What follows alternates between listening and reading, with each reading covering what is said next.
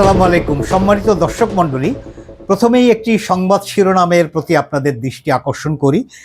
শেখ হাসিনা নিজেই ভারতে আশ্রয় চেয়েছিলেন। ভারতের পররাষ্ট্রমন্ত্রী এস জয়শঙ্করের উদ্ধৃতি দিয়ে এই নিউজটি ছাপা হয়েছে। জয়শঙ্কর এ সংক্রান্ত একটি বক্তব্য, অফিসিয়াল স্টেটমেন্ট তিনি ভারতের পার্লামেন্টে দিয়েছিলেন। সেটি নিয়েই মূলত সংবাদটি হয়েছে। এটির আমরা বেশ গুরুত্বপূর্ণ মাধ্যমে তার বক্তব্যের ভিডিওটিও পেয়েছি। প্রশ্ন হলো যে এই কথাটি নতুন করে কেন সামনে আসলো যে শেখ হাসিনা নিজেই ভারতে আশ্রয় চেয়েছিলেন। মূলত বাংলাদেশের প্রধানমন্ত্রী শেখ হাসিনা এবং ভারতের পররাষ্ট্রমন্ত্রী জয়শঙ্করের এই যে পার্লামেন্টে প্রদত্ত বক্তব্য এবং শেখ হাসিনার এর আগে তার নেতাকর্মীদের সাথে টেলিফোন কনভারসেশনে নানা সময় বলা কথা এবং বিভিন্ন মাধ্যমে তিনি কিছু কথা বলেছেন, সেই দুটো কথার মধ্যে একদম পরস্পর সম্পূর্ণ বিপরীত অবস্থান দেখা যায়। প্রথমেই আমরা জেনে নেই বা একটু উল্লেখ করি যে শেখ হাসিনা কি বলতেন। শেখ হাসিনা এই দেশত্যাগের পরে, অনেক পরে, তিনি সম্প্রতি বেশ কিছু টেলিফোন কনভারসেশনে এবং বিভিন্ন মাধ্যমে তার কথাবার্তায় তিনি এভাবেই বলার চেষ্টা করেছেন যে এই যে ক্ষমতার পট পরিবর্তন এবং তার এই দেশত্যাগের ঘটনা, বিশেষ করে দেশত্যাগের ঘটনা, এটি তার নিজের ইচ্ছায় হয়নি। তিনি জানতেন না যে তাকে হেলিকপ্টারে করে ভারতে নিয়ে যাওয়া হচ্ছে। তাকে নাকি বলা হয়েছিল যে তাকে টুঙ্গিপাড়া বা গোপালগঞ্জে নিরাপদ আশ্রয়ে নিয়ে যাওয়া হচ্ছে, তাই তিনি হেলিকপ্টারে উঠতে সম্মত হয়েছিলেন। প্রসঙ্গত স্বাভাবিকভাবে এখানে বর্ণনা করা যায় যে শেখ হাসিনা যখন হেলিকপ্টারে করে পালান, তার পাশে খুব গুরুত্বপূর্ণ দুই একজন হয়তো ঊর্ধ্বতন সরকারি কর্মকর্তা ছিলেন, আর্মি চিফ ছিলেন, আর্মির শীর্ষ কর্মকর্তারা সেখানে উপস্থিত ছিলেন এবং এই যে তার দেশত্যাগ অথবা তার পালিয়ে যাওয়া অথবা গণভবন ছেড়ে নিরাপদ আশ্রয়ে যাওয়া, যেভাবেই বলি না কেন, এটিতে আর্মির একটা বড় ভূমিকা আছে। এটি তো অনুমান করার জন্য খুব বেশি বুদ্ধিমান হওয়ার প্রয়োজন হয় না। শেখ হাসিনার জীবন বাঁচাতে হয়তো ওই সময়ের সেনাবাহিনীর আর কোনো বিকল্প ছিল না, যার কারণে তাকে এই যে তিনি ভারত গেলেন, এই ভারত যাওয়া নিশ্চয়ই বাংলাদেশ একতরফাভাবে তাকে ভারতে পাঠাতে সক্ষম, এটি কোনো কারণেই বিশ্বাস করা যায় না। আবার ভারত আরেকটি সভরেন রাষ্ট্র থেকে সেই দেশের প্রধানমন্ত্রীকে হেলিকপ্টারে করে তার দেশে নিয়ে যাবেন, এটিও তো কোনো কারণে বিশ্বাসযোগ্য নয়। তাহলে নিঃসন্দেহে এটা বলা যায় যে উভয় পক্ষের মধ্যে একটা মধ্যস্থতা হয়েছিল। সেটি ভারত সরকারের সাথে শেখ হাসিনার অথবা বাংলাদেশের সেনাবাহিনীর সাথে ভারতীয় সেনাবাহিনীরও নিশ্চয়ই একটা কথাবার্তা হয়েছে। যেহেতু এখানে হেলিকপ্টার, সেহেতু এর মধ্যে বিমান বাহিনীরও একটা সম্পৃক্ততা থাকতে পারে। যেভাবেই হোক, উভয় পক্ষের একটা সমঝোতা এবং মধ্যস্থতায় শেখ হাসিনা তার নিজের নিরাপত্তার জন্য ভারতে পালিয়ে গেছেন, এটিই হলো সত্য তথ্য। কিন্তু সেখানে এই যে কল্পকাহিনী বানানোর একটা চেষ্টা, এই ভদ্রমহিলাই বলি, যেহেতু একাডেমিক্যালি আলোচনা করছি, এই ভদ্রমহিলা বাংলাদেশের মানুষকে বোকা মনে করেন এবং নানা ধরনের ছলচাতুরি, প্রতারণামূলক কথাবার্তা, নাটুকেপনা, এগুলো করে তিনি জাতিকে বিগত দীর্ঘ সময় বিভ্রান্ত করার চেষ্টা করেছেন। সর্বশেষ এই পালিয়ে যাওয়ার পরও এত বড় জনরোষে সরকার উৎখাত হওয়া এবং পালিয়ে যাওয়া, এমনকি তিনি একসময় তার পরিষদবর্গ এবং তিনি নিজেও দাবি করতেন যে তিনি বিশ্বনেত্রী এবং বিশ্বে তিনি নাকি উদাহরণ সৃষ্টিকারী এক ধরনের নেতৃত্ব, লৌহ মানবী। তো সেই বিশ্বনেত্রীর বিশ্বের কোথাও জায়গা হয়নি পালিয়ে যাওয়ার জন্য। তিনি তো গ্রেট ব্রিটেনে, ইংল্যান্ডে চেষ্টা করেছিলেন যাওয়ার জন্য, ইউরোপের অনেক দেশে যাওয়ার চেষ্টা করেছিলেন। তার বোনের মেয়ে লন্ডনে তিনি পার্লামেন্ট মেম্বার ছিলেন, মন্ত্রী ছিলেন, সেখানে তিনি যেতে পারেন নাই। ইউরোপের কোনো দেশে যেতে পারেন নাই। তার অন্যান্য আত্মীয় স্বজনরা অনেকে এই সমস্ত উন্নত দেশে থাকে, কোথাও তাকে গ্রহণ করা হয়নি। এ কারণে যে একজন ফ্যাসিস্ট, একজন খুনিকে ইউরোপীয় দুনিয়ায় অন্তত আশ্রয় দেওয়ার কোনো রেকর্ড এর আগে নেই। ফলে সেই ঘুরে ফিরে তার সেই একান্ত আস্থার জায়গা, সেই ভারতেই তাকে পালিয়ে যেতে হয়েছে। এটি হলো ফ্যাক্ট, এটা ইতিহাস। অথচ এই ইতিহাসকে উল্টে দেওয়ার জন্য তিনি নতুন কাহিনী পাচ্ছেন। এমনকি তিনি এরকমও বলছেন, তিনি যদি ঘুণাক্ষরেও জানতেন যাকে তাকে এই হেলিকপ্টারে করে দিল্লি বা ভারতে নিয়ে যাওয়া হবে, তিনি নাকি হেলিকপ্টারেই চড়তেন না। তিনি মৃত্যুর ঝুঁকি গ্রহণ করতেন, কিন্তু তিনি হেলিকপ্টারে চড়তেন না। তিনি এখন এই যে নতুন তথ্য বা বয়ান উৎপাদন করছেন, এটি ভারতের জন্য রাষ্ট্র হিসাবে নিঃসন্দেহে অস্বস্তিকর। কারণ তিনি যদি এভাবে বলেন যে তাকে ভারতে নিয়ে যাওয়া হয়েছে, পাঠিয়ে দেওয়া হয়েছে, তাহলে ভারত সরকারের একটা দায় তৈরি হয় যে আরেকটি সভারেন কান্ট্রির একজন নেতাকে, তিনি তো সেই সময় পর্যন্ত প্রাতিষ্ঠানিক প্রধানমন্ত্রী, তাকে তুলে নিয়ে যাওয়া, এই অপরাধের দায়িত্ব ভারতের ঘাড়ে পড়ে। এবং এটি নিশ্চয়ই একটি রাষ্ট্রের সাথে রাষ্ট্রের একটা নিশ্চয়ই অনাচার এভাবেই বিবেচনা করা হতে পারে। ফলে ভারত তো সেই দায় নেবেন না। দায় না নেওয়ার কারণেই ভারতের পররাষ্ট্রমন্ত্রী এস জয়শঙ্কর, এই ধুদে কূটনীতিবিদ, তিনি তার দেশের লোকসভা এবং রাজ্যসভা অর্থাৎ পার্লামেন্টে দাঁড়িয়ে সম্পূর্ণ শেখ হাসিনার বিপরীত তথ্য তুলে ধরে তিনি বক্তৃতাটি করেন। বক্তৃতাটি তিনি স্বভাবসুলভ ইংরেজিতেই করেন। আমি এই বক্তৃতাটি আপনাদের শোনার জন্য অনুরোধ করব। আমি বিশ্বাস করি যে আমার দর্শকদের অনেকেই এই সাধারণ ইংরেজিটুকু বুঝবেন।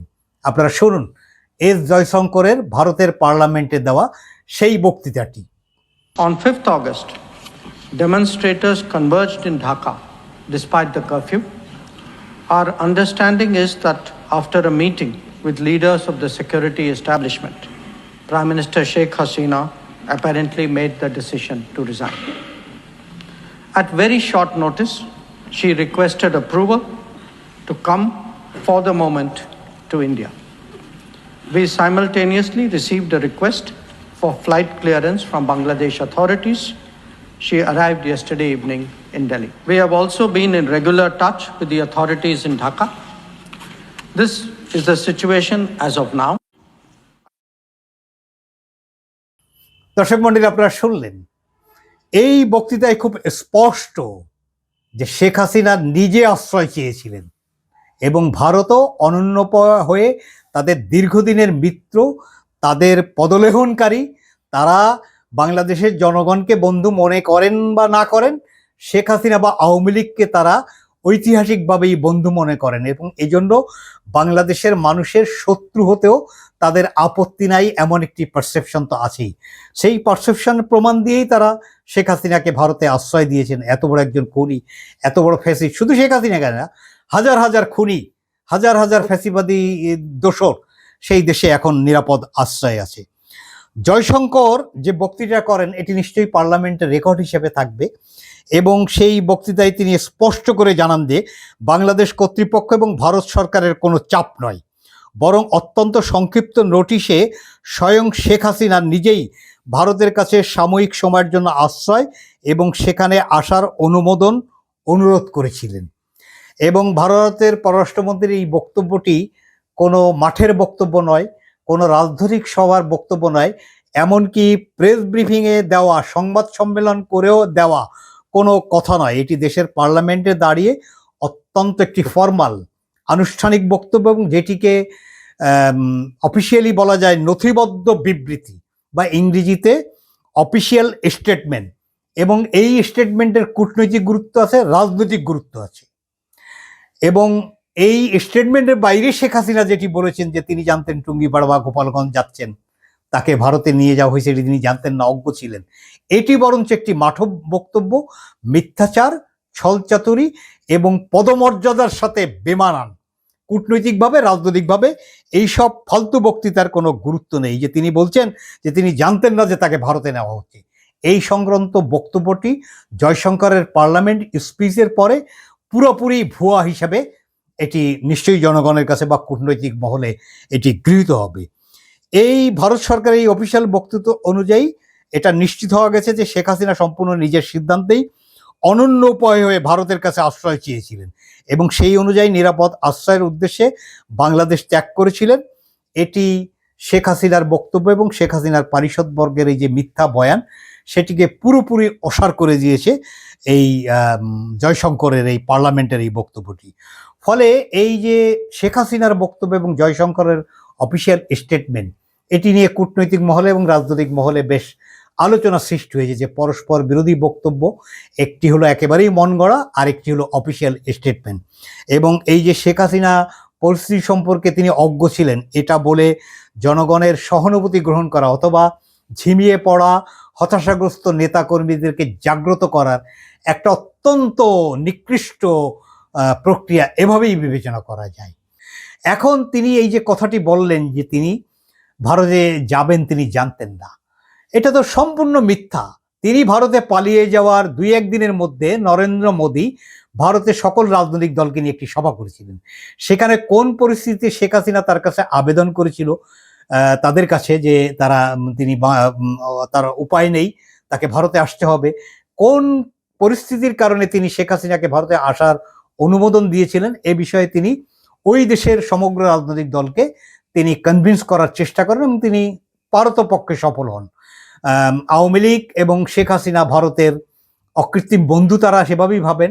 ফলে অনন্য উপায় আশ্রয়হীন শেখ হাসিনাকে ভারতে আশ্রয় দেওয়া, এটি তারা এক ধরনের অনুমোদনই দিয়েছিলেন সকল রাজনৈতিক দল মিলে। বিবিসি একটা নিউজ করেছিল, এটি বিবিসি নিউজ, নিজস্ব নিউজ নয়, তারা ভারতীয় একটি গণমাধ্যম দ্য প্রিন্ট এর বরাত দিয়ে একটা নিউজ করেছিল বেশ আগে। সেখানে তারা উল্লেখ করেছে 5ই আগস্ট ভারত পালিয়ে যাওয়া বাংলাদেশের সাবেক প্রধানমন্ত্রী শেখ হাসিনা বর্তমানে নয়াদিল্লির লুটিয়েন্স বাংলো জোনের একটি সেফ হাউসে বসবাস করছেন।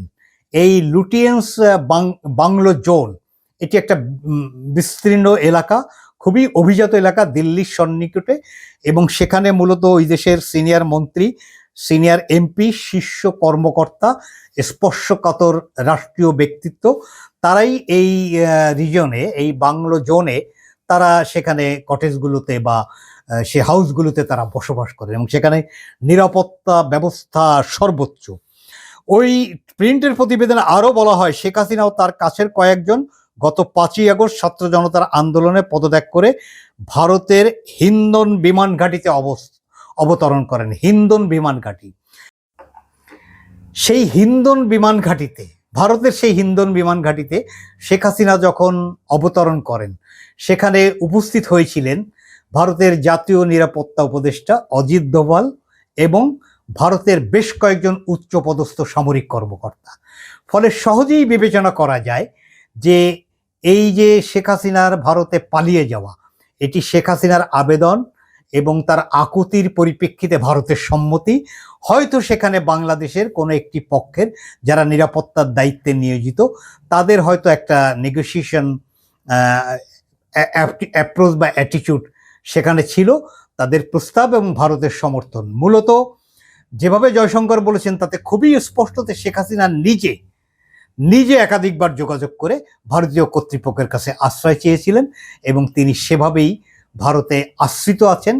এই লেজ গুটিয়ে পালিয়ে যাওয়া, ইনি যদি আবার এখন বয়ান দিন যে তিনি মাথা উঁচু করে দেশে ফিরবেন, তা আমাদের প্রশ্ন হলো যে আপনি মাথা উঁচু করে দেশে ফিরবেন, তাহলে মাথা নিচু করে লেজ গুটিয়ে দেশ থেকে পালালেন কেন? তিনি এই দেশে ফেরার ঘোষণা দিয়ে এটি তিনি কখনোই বাস্তবায়ন করতে পারবেন, এটা বাংলাদেশের সিংহভাগ মানুষ বিশ্বাস করে না। কারণ বাংলাদেশের মানুষ তাকে তো গ্রহণ করতে কোনো কারণে সম্মত নয়। যার হাত রঞ্জিত দেশের সাধারণ নাগরিক, 4 বছরের শিশু আহাদের মতো নিষ্পাপ শিশুদের রক্তে, যার একাধিক টেলিফোন কনভারসেশন, সেটি সেই সময়কার স্বরাষ্ট্রমন্ত্রী, সেই সময়কার পররাষ্ট্রমন্ত্রী, জাসদের সভাপতি হাসানুল ইনু, কোনো বাহিনীর স্পর্শকাতর কর্মকর্তাদের সাথে তার যে সেই সময়ের আন্দোলন দমন করার জন্য জনগণের পরে গুলি করার, শক্তি প্রয়োগ করার যে হুকুম, সেগুলো তো যথারীতি আন্তর্জাতিক অপরাধ ট্রাইব্যুনালে সেগুলো ইতিমধ্যে জমা হয়েছে। একটি মামলায় তিনি মৃত্যুদণ্ড রায় তার বিরুদ্ধে ঘোষিত হয়েছে এবং আপিলের সময়সীমাও শেষ হয়েছে, তিনি আইনি প্রক্রিয়ায় ঢোকেননি। ফলে বাংলাদেশে তার এখন কেবলমাত্র স্ট্যাটাস হলো তিনি একজন মৃত্যুদণ্ডপ্রাপ্ত পলাতক আসামি। এই দেশের মাটিতে পা দেওয়ার সাথে সাথেই একজন মৃত্যুদণ্ডপ্রাপ্ত পলাতক আসামির প্রতি যে আইন যে ট্রিটমেন্ট করে, শেখ হাসিনার জন্যই মূলত তিনি দেশে ফিরে আসার দুঃসাহস দেখালে সেই ট্রিটমেন্টেই অপেক্ষা করছে। আমরা শুধু এটুকুই বলতে পারি। ধন্যবাদ।